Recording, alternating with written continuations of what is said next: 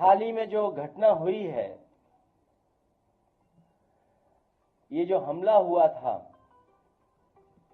ये हमला इसलिए भी हुआ है कि सुमनजीत दलितों को कुचलने वालों के खिलाफ आवाज उठाने के लिए बुलंदशहर के उस सुनहरा गांव में जा रहे थे, जहां सत्ता सजातियों ने कुछ दलितों को कई बार बेरहमी से रौंदा था, जिसमें एक दलित महिला की मौत भी हुई है और कई बुरी तरह घायल हुए हैं। उत्तर प्रदेश में जो माहौल बना है, उत्तर प्रदेश में थार और बुलडोजर को जानबूझ करके भाजपाई दबंगई और भय का प्रतीक बनाया जा रहा है। ये जो थार और ये बुलडोजर सरकार जानबूझ करके लोगों को डराने के लिए, लोग भयभीत हो जाएं, उसका प्रतीक बनाने का काम चल रहा है सरकार में। ये सच्चाई में तो चुनौती सरकार को दी है, उनकी कानून व्यवस्था को दी है। जो लोग ये कहते थे कि जीरो टॉलरेंस है, जो चुनौती दी गई वो सीधी सीधी चुनौती दी गई है। हम वो लोग हैं जो संविधान को मानते हैं, कानून को मानते हैं, लेकिन इधर देखने को मिला है कि कुछ लोगों को पूरा खुली छूट है, कुछ भी कर सकते हैं। और स्वाभाविक है, वो इसलिए छूट है क्योंकि उन्हीं के स्वजाती लोग बैठे हुए हैं, ऊपर से लेकर के नीचे तक। ये जो बुलंदशहर में हमला हुआ है सांसद आदरणीय रामजी सुमन जी पर, ये हमला कहीं न कहीं इशारा करता है कि उनको सरकार का पूरा सहारा है।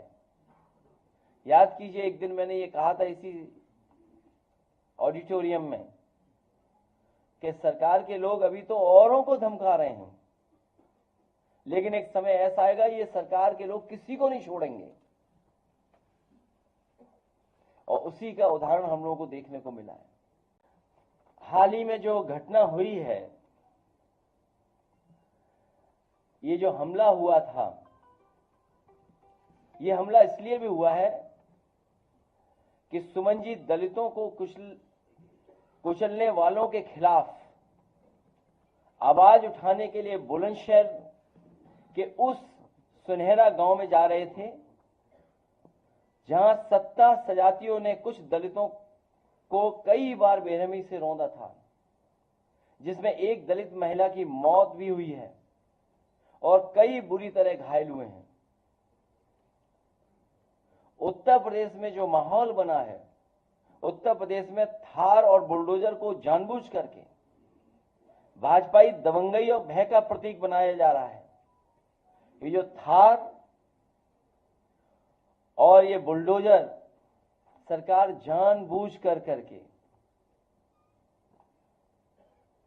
लोगों को डराने के लिए, लोग भयभीत हो जाएं, उसका प्रतीक बनाने का काम चल रहा है सरकार में।